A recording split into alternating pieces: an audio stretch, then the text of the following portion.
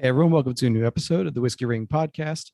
Today, going over to Brooklyn, sister borough to my hometown of Queens, and I have on Daric Schlesselman from Brunt Stillhouse down at Red Hook. Daric, welcome. Thank you very much. I'm happy to be here. Wonderful. So I got to go down and visit Van Brunt in person, taste through the lineup, plus a couple of special items that you had on there. And I wanted to have you on because as much as I talk to distillers and producers around the world, I really do want to put a focus on New York whenever I can. Great. We all love New York. Yeah. So let's start where we all start, which is the origin for Van Brunt.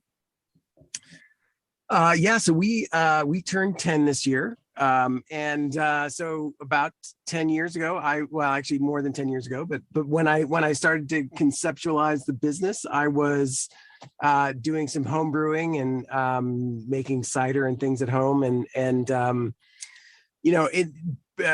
I've always been a maker. I like make my own furniture. And when I bought my house, I did a lot of the renovations myself, and I've always fixed my car myself and things like that. But I always considered distilling to be sort of the province of either, hillbillies, not to, I've come from a long line of hillbillies, so I don't mean that in a bad way. I just mean that I always imagined it being like a moonshine still in the mountains or a factory. And I didn't really aspire to either of those things. And so it never really crossed my mind until one New Year's Eve, I was reading the back of a European brandy bottle, eau de vie, and I was like, wow, it shifted my mentality about distilling when I realized that artisanal distilling was sort of possible.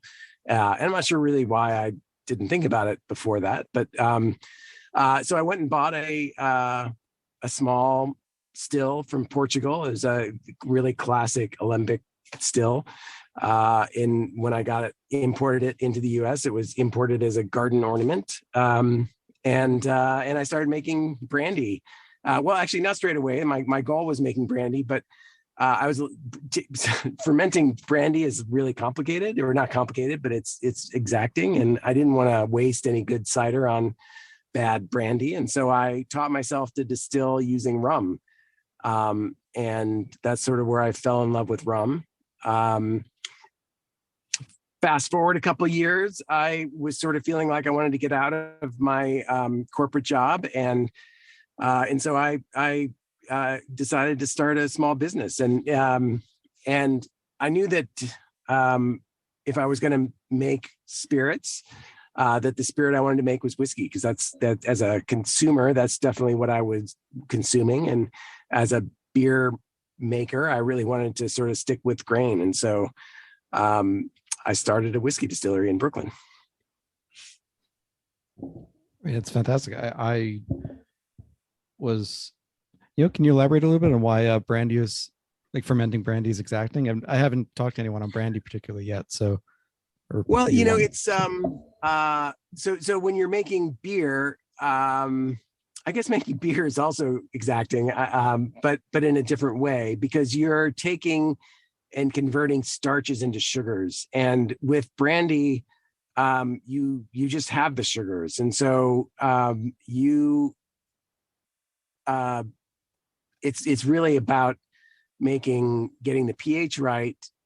But now that I'm saying it out loud, it's really the same as whiskey. I guess whiskey is the same thing. You're still concerned about pH, and you're still concerned about all these things. But with brandy, it's not so much, it's not so much exacting as it is, you're just spending a bunch of money on fruit, and it takes longer to ferment, and it's a little bit more painstaking to do the good ferment. And if you spent weeks and weeks fermenting this cider, and it's really delicious, and you feel like you really hit a home run, it was just really nerve-wracking to then worry about dumping that down the drain. So I guess I'll take back the exacting part. It's really no more exacting than making anything else. But the thing is you're kind of stuck with what you're stuck with. Like you can make acid adjustments, but those acid adjustments really have an impact on the flavor of your brandy. Whereas with the pH adjustments on whiskey, it's not so much changing the flavor of the whiskey as it is changing the efficiency of the whiskey, if that makes sense. Gotcha. Yep, completely. I did promise no gotcha questions. Didn't mean that to be one, but had to delve in. Had to delve in. So, as you mentioned, we're in Brooklyn, and specifically in Red Hook. Yeah, and you're kind of in a crescent where a lot of the New York distillers, particularly those in Brooklyn, are in. But why, when you were deciding to start what is now Van Brunt, did you decide that particular location? Well, it was really super easy for me because I lived in the neighborhood, and I fell in love with Red Hook a number of years, I guess 17 years ago. So 7 years before I opened the distillery, and I really, actually 19 years now. Wow. So a long time ago. And I really loved Red Hook. I loved the community, and I loved the architecture and the place itself.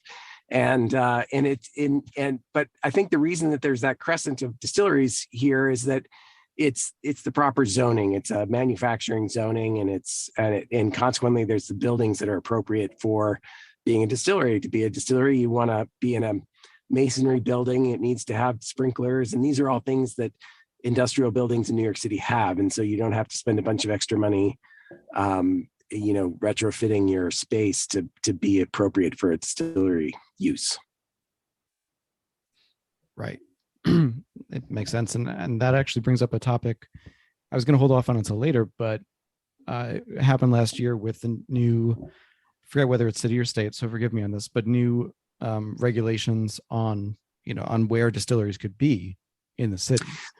Yeah, actually the new regulations have loosened it up ever so slightly. The fire department was a little slow to pay attention to the sort of explosion, no pun intended there, the blooming of the number of distilleries in New York City. And they realized a little late that there are all these alcohol manufacturers popping up in New York City. And when they came to try and regulate them, they realized that the current regulations were really designed for industrial ethanol plants and not for distilleries. And so they, to their credit, they called the New York Distillers Guild and the New York City component of the New York State Distillers Guild stepped up to sit down with them and negotiate through what reasonable fire codes look like and how we could have distilleries continue to exist in New York City in the way that we wanted them to exist and still be safe. And New York City distillers and New York State distillers have had an exemplary safety record, and we'd like to continue that. We all want to operate in a safe manner, and it's been great working with the fire department to sort of iron out those details.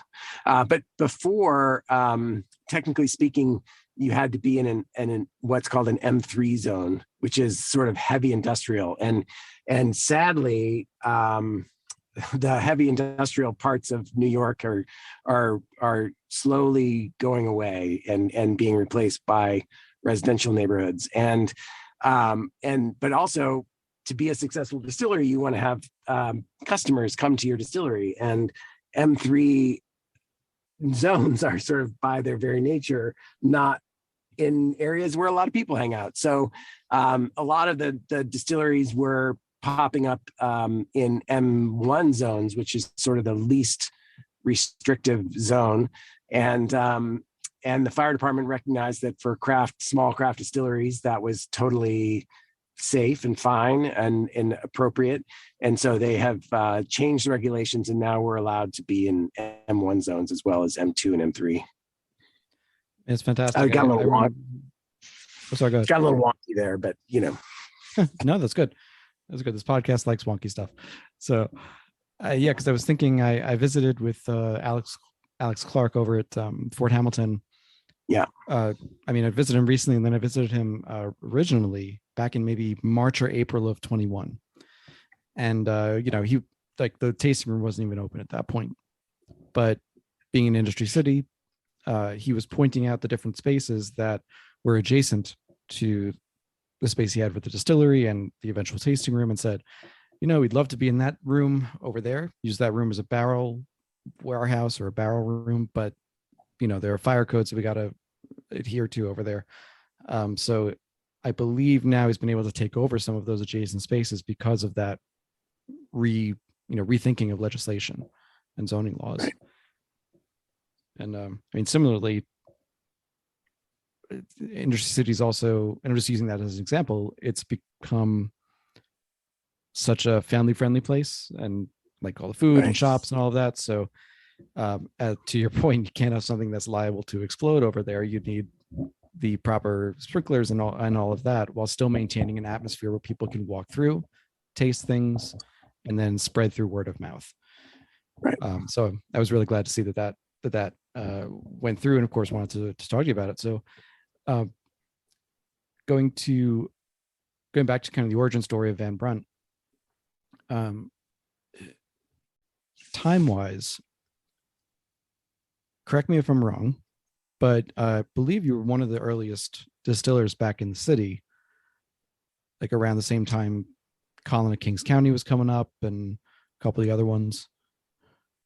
Yeah, I've the funny thing is that I percolated this idea for a few years before we actually opened, and once I met all the other distillers in the city, whom I didn't know before we started the distillery, it really became apparent really quickly that we all sort of had the idea at the same time, and some of us brought our ideas to our visions to bear more quickly than others. And so, Kings County, I think, is officially like 6 months older than we are. And New York Distilling is a few months older.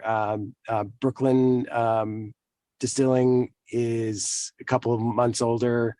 And I feel like I'm forgetting somebody else who also opened at that same time period. Oh, Green Hook Ginsmiths opened about that same time. So yeah, all these places sort of popped up within 6 months of each other. Right, and we're going to keep using that word explosion. The explosion of distilling back in New York after all those decades of nothing happening was fantastic. And it's a weird question to ask, but I feel as though, just from what I've read and looking through the products, and of course reading through whiskey media and such, you and Van Brunt don't seem to get as much like recognition or press time or airtime as some of your peers. And I was wondering, like, certainly it's not only do you have the time behind it that's deserving of it in the products, but I was curious if that's kind of by design, that you want to go slightly more under the radar. Well, I don't think any business wants to be slightly under the radar. It's some of it is sort of time and money, and some of it is just being in the face of media at the right time. And some of the other distilleries engage PR firms and or have people on staff whose job it is to engage media, and I think it's important to have a story to tell the media, and I think that's often been the case with some of my my cohorts. I would love to have more media attention, but we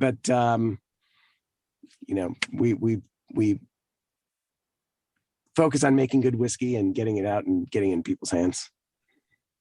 Yeah, look, and I really mean nothing wrong with that at all. It was more just a thought of, wow, this Stillhouse should be, going.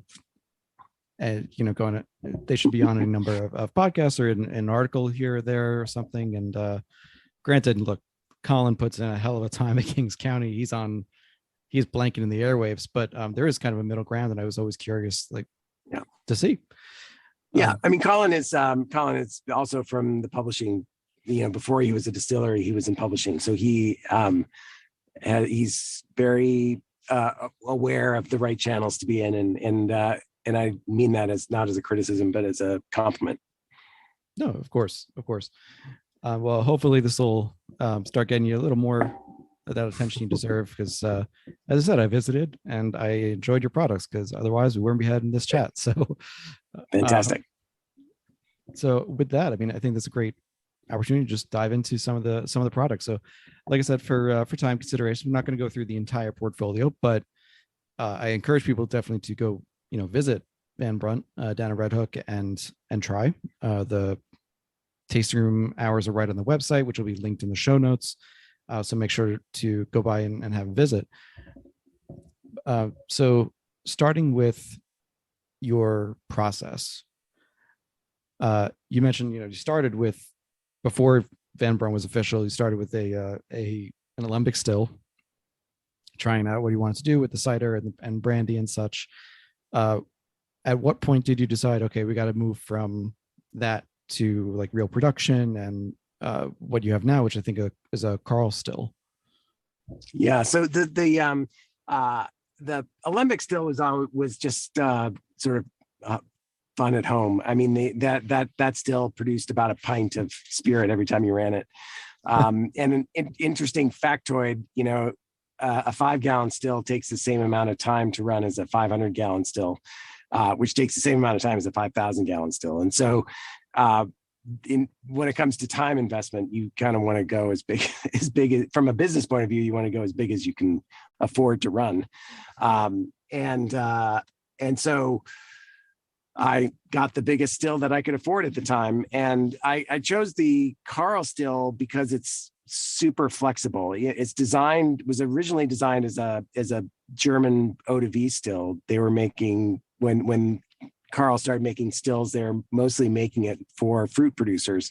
And because of the way it's designed, it's very flexible. You can make gin with it. You can take the column out of the still and use it just as a pot still, or you can put the column in and you can get more a finer, lighter spirit if you like it, and all that flexibility. And it also has you can make a grappa with ours. You can do all sorts of great things with ours still, and that's what attracted me to the Carl. And it's also super well engineered. It's super easy to use, and it's beautiful to look at. So that's why I went with the Carl. And when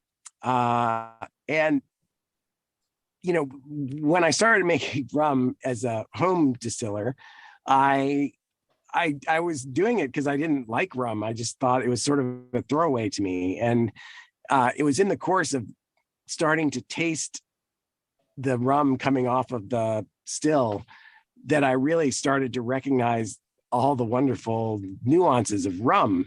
And so it was our very first commercial product that we made with the rum, with the Carl still, once we got the Carl still started. And so I'd say for the first few months, that's really all we did was all rum all the time. And that's sort of how we christened the still and how we got things going. And scaling up rum production from 5 gallons to 500 liters, or 150 gallons or whatever that is, that we put in our still,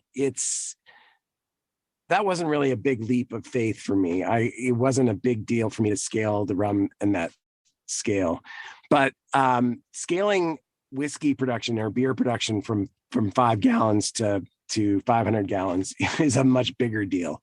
And so I sort of approached that a little bit more slowly. And so we did a number of test batches in our first year to sort of learn our craft in that way. And our first product we made, our first whiskey that we made was a 4-grain whiskey that was our American whiskey. Right, and I got to try that while I was down there, which was lovely. It was, let's see, and this goes to the mash bill question, because it's quite a different mash bill than I've seen on anything before. So Yeah. Right now I have written down it's 35% wheat, 35% malted barley, 15% corn, and 50% rye. Right. And kind of what Brooks called a farmhouse style. Yeah. So it, I took that axiom of, when you're starting a business, you want to differentiate your product. I took that axiom to sort of the extreme, and tried to envision my own whiskey that was really not like anybody else's. And being a big beer maker rather, I really wanted to use a lot of malt. And but I wanted my whiskey to be a little bit softer than a single malt, and that's why I brought in all that wheat content.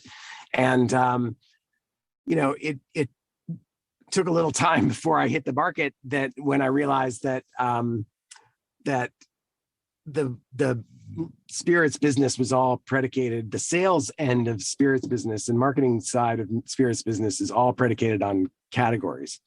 And as much as I wanted to make a non-categorical whiskey, when you took it to a liquor store, you took it to a bar, they didn't know what shelf to put it on.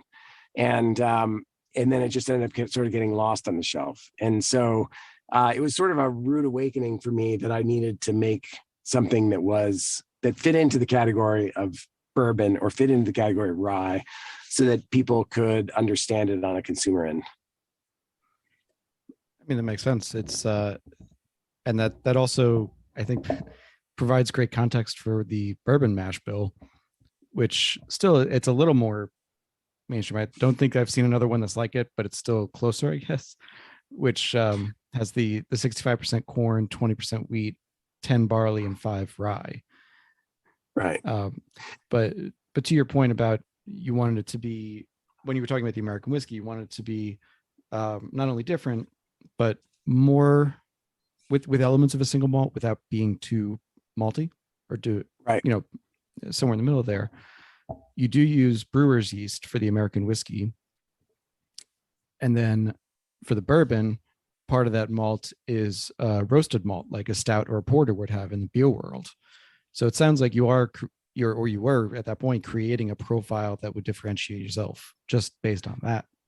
Yeah. I didn't want to make. I was as a consumer, before I was a distiller, I was very much a single malt drinker and not a bourbon drinker. And so I sort of felt like if I was going to make a bourbon, I wanted to make it not a sort of run-of-the-mill bourbon. And so that's why our bourbon really does stand apart from the crowd. My early bourbon recipes didn't have those roasted malts in it. The roasted malts were originally, my vision for the roasted malts started off as on a single malt product. And then that led me to put them into my rye. And then my, how I felt I really loved how they affected my rye recipe. And it was only then that I started to bring them into the malt, the bourbon recipe. And so it was sort of probably 2 or 3 years into the Van Brunt when we started doing that, when we finally landed on the bourbon recipe that we use now. But it's always had those percentages of grains. It's just that it was the introduction of the roasted malts that came a little later. Gotcha. And so we're going to get into a little bit later on how many different barleys and malts you've got going on down there. But do you tend to use the same kind of yeast across the board, or is that also differentiated by products? Yeah, I used to use different yeast for different products, and I never, when you're making beer and you're drinking the beer directly as opposed to distilling it, the flavors of the yeast really come through very clearly. And when you distill it, the yeast flavors are much more subtle. So early on, I was sort of instinctively using the yeast that were traditionally used for different products. And it was in talking to, in sitting down with a yeast manufacturer at a trade show for a protracted period of time that I sort of realized that I really wanted that I wanted the yeast with the most esters coming through. And And that's when I switched all of my whiskeys to the same yeast. And so now we use the same yeast across all of our whiskey line, because I felt like, if anything, I was just missing out on flavors by using the different yeast. I was using cleaner yeast for some of the products and a more estery yeast for some of the other products. And that's when I started to sort of make it more uniform. Gotcha. So starting with the American whiskey and the bourbon, and by the way, I'm sipping on the bourbon right now, the Anniversary Bourbon. Oh, fantastic! Which, yeah, it was my favorite pour of the day when I visited. It was just excellent, and especially for a proof hound like me, having a whiskey at 100 proof and really enjoying it, it says something about the whiskey. So right. It's delicious. Of course, with New York distilling, we also have to talk about Empire Rye. Right. And you and Van Brunt were one of the earliest adopters of this designation. Right. So did you play a part in that designation being created as well? Not really. I was sort of on the periphery of that conversation, and we were sitting at a distillers guild meeting, and Christopher from Copper Sea, said, "Hey, we should create a New York whiskey." And this was back when I was sort of wholeheartedly invested in making the American whiskey, and I very, very strongly, I don't know that I even said it out loud, but in my mind, I was like, yeah, you run with your New York whiskey. I'm going to make my own, one of a kind, unique whiskey. And, then fast forward a number of years, and I got wind that they had sort of, so I did not press to get more involved, and they had chosen 2 New York distilleries to be part of their group already, and so I think they didn't push me very hard because they were trying to have a geographically diverse group of people, and they already had 2 New York distilleries on it. So they moved forward without me involved, and they created the parameters for Empire Rye. And then I got wind that they were about to launch. And so, these are all friends. I know every distiller on that list. And so I just started asking questions, so what is Empire Rye? And when I learned what Empire Rye was, it was like, well, I make Empire Rye already. The rye that I had sort of decided to make fit the description of rye, with one exception, which is that I, at the time, was making all of my rye in 10-gallon casks and aging it for a year. And the age question is an ongoing debate in the whiskey world. And I think that older whiskey has a lot of things to bring to the table. But I think that younger whiskey gets short shrift in the business. And I think there are lots of things about a young whiskey that, if it's well made, that are really interesting. And I stand by my decision to make a 1-year-old rye. It had a lot of grain flavor, and it was super bright. And it was the one thing that sort of held me back from being exactly an Empire Rye. And so this was like 6 months before they were going to roll out Empire Rye. And so I held back a couple of my casks so that they would be 2 years old when they launched. And so we launched, we were sort of their first adopter, the first non-founder to make an Empire Rye. And I've now become more involved in the administration of Empire Rye. And I was definitely part of the conversations to, we decided we changed a couple of the rules along the way, and I was definitely part of the conversation to change those rules. But I'm very happy now. Now my whiskey's a little different than it was back then. I now put it in 30-gallon casks, and we age it for 2 to 3 years, and I'm really happy with my Empire Rye. I think it's fantastic. But it's very different than the same liquid that I had when it was in a smaller cask for a shorter period of time. Of course. I don't know if I answered the question about Empire Rye. Yeah. No, you did. You did. The whole idea is just to explore, what place does Empire Rye have in your distillery, and in your distillery have an Empire Rye. And so one of the other regulations for Empire Rye, as just telling for listeners, is that it must be made from at least 75% New York rye grain. Right.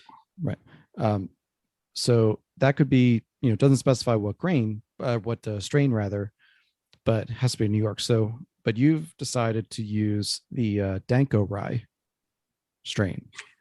Yep. The Whiskey Ring podcast is proudly sponsored by Impex Beverages. Impex imports premium and rare whiskey, gin, rum, mezcals, liqueurs, and cordials from all over the world, from Scotland to Japan to Israel, Belgium, and Wales. Whether it's Kilchoman, Penderyn, Port Escaig, Glenallachie, Ohishi, Fukano, M&H, Ardnamurchan, Black Tot, and more, there's guaranteed to be something in the Impex portfolio you'll love. Impex also oversees some of the most prestigious independent bottlers in the game, including Single Malts of Scotland, Single Cask Nation, Adelphi Selection, and its own Impex collection. Take a look at their site, impexbev.com, or reach out if you're curious about their offerings. I'm proud to have many of their bottles on my shelves and love sharing them with friends whenever I can. Thank you to Sam and to the team for joining the Whiskey Ring podcast as guest and sponsor. And now, a word from our newest sponsor. The most exclusive whiskey in the world can't be bought in a store. Born in Edinburgh, the Scotch Malt Whisky Society is the world's largest whiskey club, with over 30,000 members worldwide. They bottle each cask of whiskey as is. No diluting, no artificial coloring, or chill filtration. With new whiskeys released every week, the Scotch Malt Whisky Society offers the opportunity to taste spirits straight from the cask. I've been a member for over 2 years now, and I've loved the chance to explore my favorite distilleries with truly unique offerings, in particular from distilleries 4 and 53, and discovering new single malts not available anywhere else. Not a Scotch fan? No problem. The Scotch Malt Whisky Society releases 20-plus bottles each month to its members, including, yes, Scotch, but also including gin, bourbon, rum, and more. In fact, my favorite recent bottling was a corn whiskey from the largest family-owned distillery in the U.S., aged 11 years in New Oak and bottled at cask strength. This is a bottling that people have clamored for years, and it was only available to Scotch Malt Whisky Society members. If you're interested in joining, the Scotch Malt Whisky Society has graciously offered a discount to listeners of this podcast. Use code WRP, short for Whiskey Ring Podcast, at checkout for 20% off an annual membership at smwsa.com.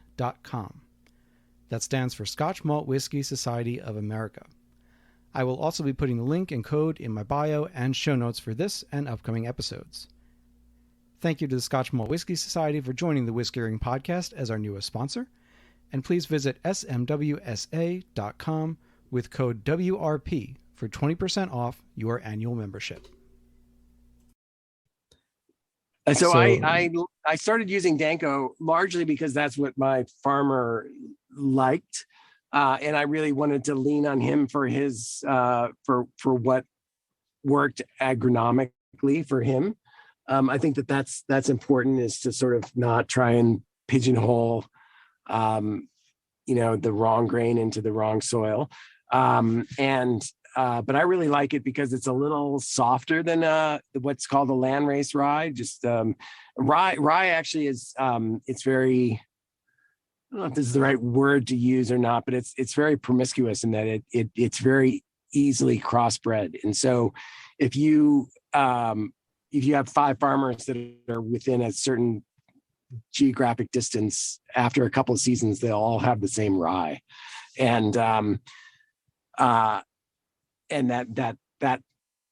same rye is what you call that a landrace rye, meaning it doesn't have sort of a specific genetic integrity to it. And the landrace rye in New York tends to be a little spicier than Danko rye. But again, I really was leaning on my farmer to tell me what rye worked for him. And the Danko rye has a little bit shorter, thicker stalk. And so in the part of the Finger Lakes where my farmer it was particularly well suited for him. It makes sense. I think we've had Black Button on the distillery before, on the podcast before, also using Danko rye. So, it certainly makes sense. It's well adapted to New York. But I am always fascinated when you use specific strains, particularly as rye is becoming more prevalent and more important and taking up more space on the shelves. So right now, as you said, the Empire Rye, it's coming out 30-gallon barrels, 2+ years old. The other thing I wanted to ask you about, two things really, was first thing is you use a number 2 char. Yep. As opposed to something a little higher. So what does that do for the rye flavor as opposed to using like a 3 or a 4? Well,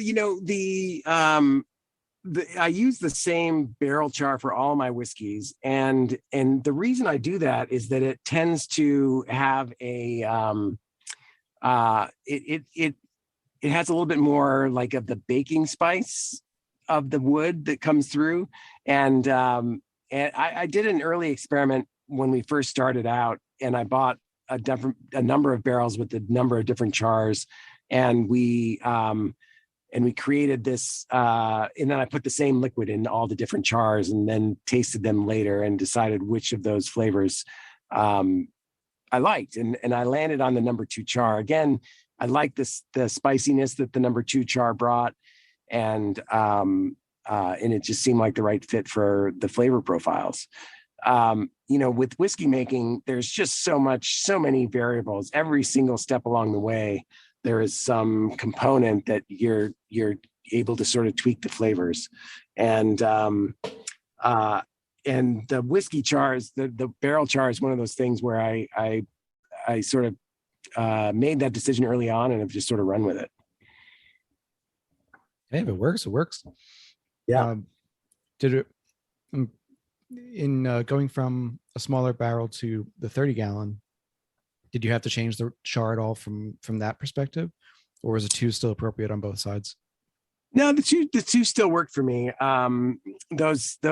That particular flavor profile is not really impacted by the char.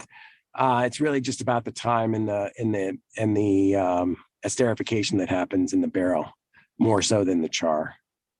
Gotcha. And the last thing on the Empire Rye, just to mention, is, as you said, you added in the darker roasted malt. So the rye recipe is also different. It's very high malt. It's 75% Danko rye, 25% malted barley. And of that 25% of the malted barley, the 3% is cocoa roasted. Well, the 3% is specialty malts. It's not 3% cocoa malt would be really roasty.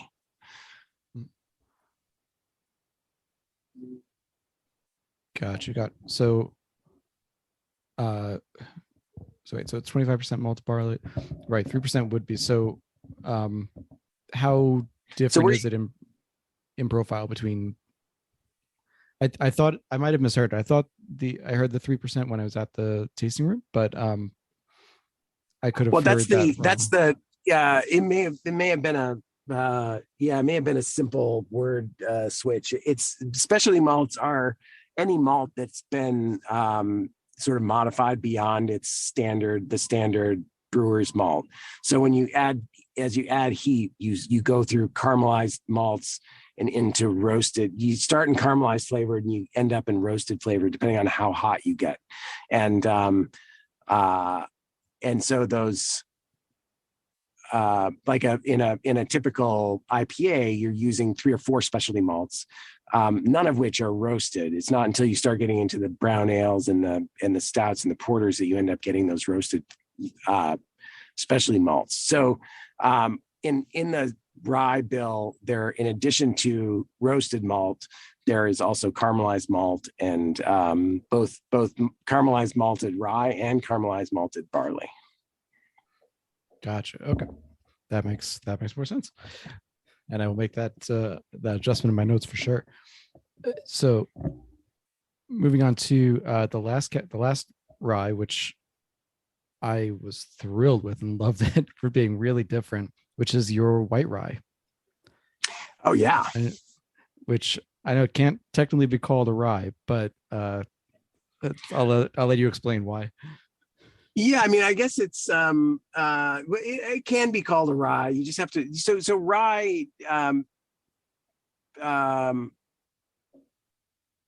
basically with all American whiskeys, if it's more than 3 years old, you don't have to put an age statement on it. But if it's less than 3 years old, then you have to put an age statement on it. And so a rye whiskey that is aged for a day can still be called a rye whiskey, which is essentially what we're doing with this white rye. It is, but I'm not trying to pull, I'm not going to try and pretend that this is a rye whiskey because it's only aged for 4 months. And the evolution of this whiskey is super interesting in that early on, I kind of wanted to do a white whiskey. Moonshine 10 years ago was sort of all the rage, and I just wanted to jump on that bandwagon. And every distiller wants to have a whiskey that they don't have to age just for cash flow purposes. But I found that unaged whiskey, well, it didn't really suit my palate, and I found that it was really just more of a novelty for consumers, and so you really never could sell a lot of it. And I had sort of given up on moonshine, and I was selling in the UK, and the UK distributor really wanted a moonshine. They didn't care about what it was; they just wanted a moonshine. And I was like, no, I don't do moonshine anymore. And they're like, please. So I was like, all right, the one idea I have up my sleeve is to make it out of rye. And so I made it. I made the unaged new make, and then I wanted to just take the edge off it a little bit. So I put it into some used barrels just to make it a little bit more approachable. And I really love the flavor profile that came about because of it. So it has that really, it's a young whiskey, and so it still has that really bold, brash, bright rye flavor characteristic, but it's aged just enough to sort of take the edge off. I like to I wanted on the label, I wanted to call it rye reposado. It is really just like a reposado tequila, but the TTB really I couldn't convince them of the wisdom of that. So I'm not allowed to put reposado on the label. Sure, understood. That's especially with the rise in tequila popularity right now. Yeah, you couldn't even sneak that by right now. That being said, when I tried it, I'm not a big tequila fan at all, or mezcals I want to try a little more, but tequila I'm just not really into. Agave spirits, all of that. And yet this to me tasted like it tasted like a rye and American whiskey that could kind of bridge the gap between a bourbon or a rye drinker and agave spirits. It's aged in the used casks, so there's not as you said, there's not a huge amount of barrel influence. It's just enough to take the edge off. It's still nearly colorless, so it's not, getting color from the barrel. But it was similarly it was bright, refreshing, grassy in a good way, as opposed to being overly grainy grassy.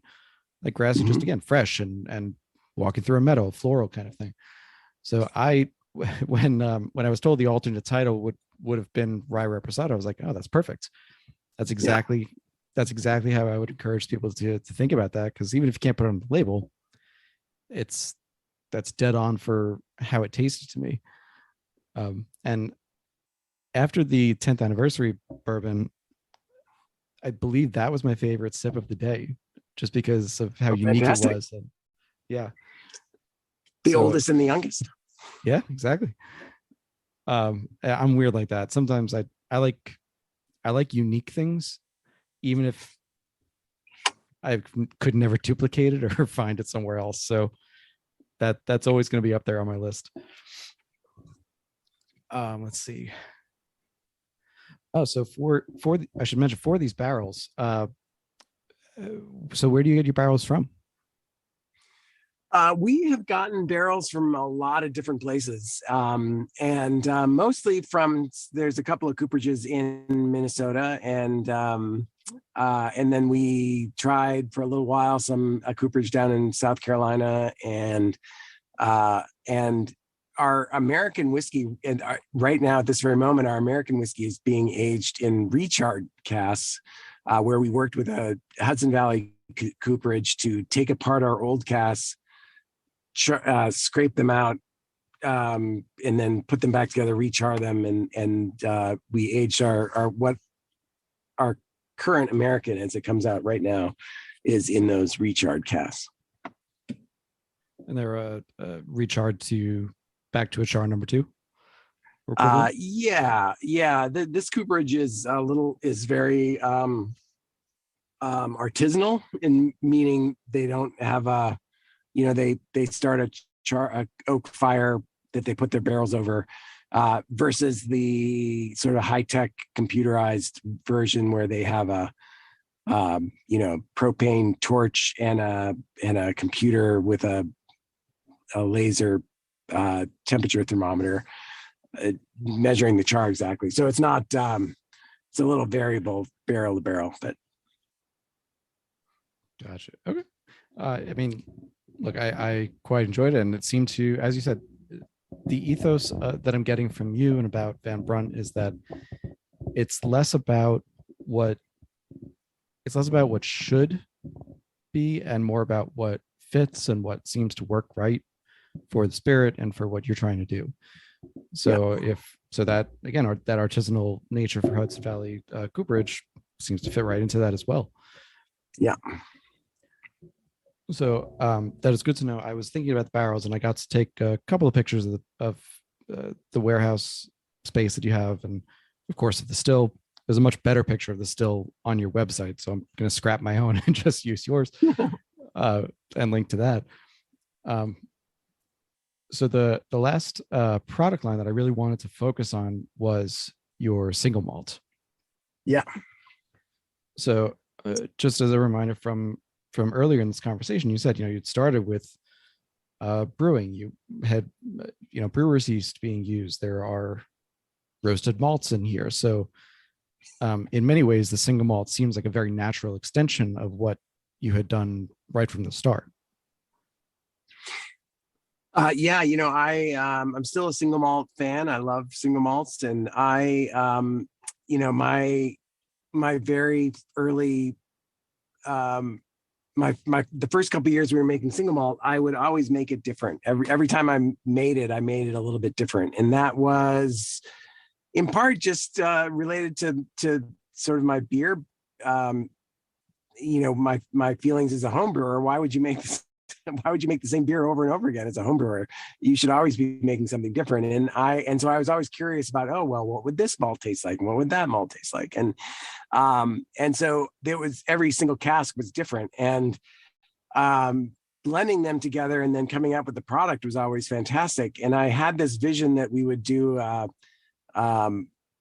like a vintage style marketing approach. And my wife at the time was doing the sales at the time, and she came to me and was like, "You're killing me. I can't possibly sell this vintage approach to single malt. People buy the bottle and they want the next bottle to taste like the last bottle, and it's too difficult. We can't do it." And so I acquiesced and was like, "All right, you're right." And I settled in on a recipe for the malt, and we made that recipe for a number of years. And early on, I was committed to making American whiskey. And American whiskey, this sort of this written or unwritten, depending on what you're talking about, rule for American whiskey is new casks. And so my early single malt was all in new casks, and I was super proud of that moment in time in our single malt. But from all of our whiskey that we made, it was by far the smallest seller. We sold the least amount of our single malt. And so it became increasingly, from a business point of view, it just didn't make a lot of sense for us to have that single malt line in the way that it was. And so we basically decided to discontinue the single malt, but I really wasn't capable of that personally. And so I kept making single malt, but I sort of went back to the vintage mode. I would make batches that were a little bit, that stood apart a little bit. And we also started putting the single malt into used casks. And so now we're sort of back to this vintage mode, but now instead of every single batch being different, we blend a batch twice a year. So we have a spring and a fall, or a summer and a winter, depending on what our exact timing is, vintage of our single malt. And that way people, we've been able to sort of, it's a middle ground where there's a little bit of consistency for a number of months, and then it changes, and it allows people to get the depth of flavor options that Van Brunt can have, but it also allows me to enjoy making single malt. Fair enough. If I again wrote this down correctly, you use 8 different barleys in that single malt. Well, I mean, yeah, I would say that's an approximation. I mean, I think that there are probably 8 malts in each batch, but it's probably different malts in different times. Gotcha. I mean, I had to ask about that because it was 8 barleys that I wrote down when I was there, but then I saw on the site that there were like a dozen or so different malts being used. It sort of depends on what so when you buy a pallet of malt, you buy 32 bags. So if I needed to buy 26 bags, it's silly not to fill up your pallet. So I would just I would find the malt that I was sort of curious about, and I would get 5 bags of that malt, or 3 bags of this and 2 bags of that. And then the way that I'd end up implementing those sort of orphan bags of barley is to put it into the single malt. Gotcha. I mean, look, makes sense from a business perspective. It was something, again, we usually hear they're like, most distillers of American single malt, they're very particular about which malt strain they want to use. They're like, this is the one we're going to use. We've tried it. But I'm amazed that you're able to maintain that kind of consistency, even with so many different barleys, and maybe 1 or 2 swap in places from batch to batch. Well, yeah, just to be clear, there's no consistency. If you have my spring malt and you have my winter malt, they are wildly different creatures. I actually have this mantra that I tell everybody at the distillery, that it's not about consistent flavor, it's about consistent quality. So if things taste a little different from this batch to the next, I'm fine with that. But what is important is that this batch tastes as good as the last batch, or better. But we're never trying to go backwards in the quality standard. And that makes sense. And I do see that as consistency in a way, because it's, even though it's inconsistent flavor, it might change from batch to batch. As you said, there's the consistency of quality. So know that I look at it like looking at a single barrel of any other product. If you trust that the production methods in the distillery are good, then not every single barrel is going to taste the same, but you're probably going to enjoy most of them despite the differences, or because of the differences even. So that parallel came to mind. One of my favorite things about being a distiller is that it carries a certain amount of cachet when you go visit other distilleries. And I was not in the US, and I won't name this distillery, but I was in a whiskey distillery that was not in the US, and got the behind the scenes tour. And their warehouse was the size of a football field. And imagine standing on the 50-yard line, and there's a football field size amount of whiskey there. And I was talking to the production person about, so when you make your next batch of whiskey, how does the master blender tell you what barrels to take? And the guy said, we use this row, and then we use that row. And it's like literally dumping, 550-gallon barrels in a batch. And, that's how you get consistency. When you're dumping 53-gallon casks, it's going to taste the same as the last 53-gallon casks. And obviously with craft distillers, that's not possible or even desired. Oh, totally understood. And that also made me think of how just Four Roses, for example, they use or when they put out single barrels or picks for groups, they do certain runs at a time, like certain Rick runs or rack runs, whatever you want to call them. And then people go nuts trying to find, the MW25 line or whatever. And I mean, that's nice and all that. And, I can respect the guy who well, I don't know if I respect the guy who's hunting for it like that, but I enjoy the variation between single barrels and between products, as long as you point out, as long as the consistency is there for the quality, then I'm all for trying new things and have a different flavor profile. So I know we are at the top of the hour. I've got really just, one more question for you, if that's okay. Yeah. So, and this is really taking the 30,000-foot view, both your role as a New York City distiller, and on the State Distillers Guild.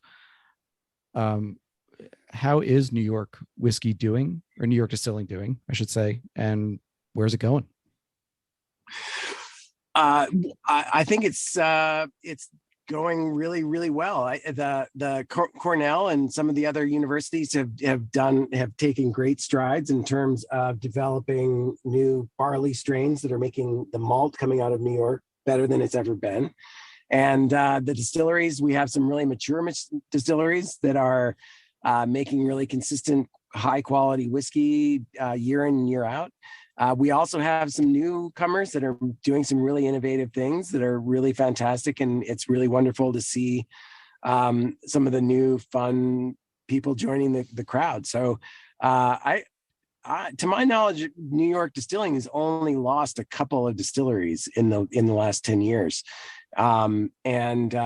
So I think that's a testament to the power of the market. And I think we still have a long way to go. And, unfortunately, the farm to table restaurant movement has not found its way to farm to glass cocktails. Craft cocktails are largely made with non-craft whiskey and non-craft spirits, unfortunately. I would love for the same sort of consistency of spirit that drives the farm to table restaurant movement to find the same in cocktails, so that craft spirits can find their place on the bar. But I think consumers love craft spirits, and so they're clearly in the home bar, and home cocktail makers are clearly embracing them. And so I think in that sense, New York is doing great. And New York, one of the things I love about New York is that we make great whiskey, but we also make great gin, and we make great brandy, and we make great, Amaros. It's like that, with so much depth in New York distilling, you really could have a great bar with nothing but New York spirits. The only thing you'd be missing is agave, and you could buy White Rye instead. Amen to that. Well, Daric, thank you so much for taking the time tonight to chat with me. I really hope that, and I'm going to work towards getting Van Brunt some more visitors, some more visibility if I can. In the meantime, besides this episode, where can people find you? Well, we're on Instagram at Van Brunt Whiskey, and we try and do tastings all over the city. And we really are focused on being a New York brand. We're not distributed outside of New York, but you can buy, if you're not in New York, you can buy products from our website, vanbruntstillhouse.com, and we'd love to have you visit.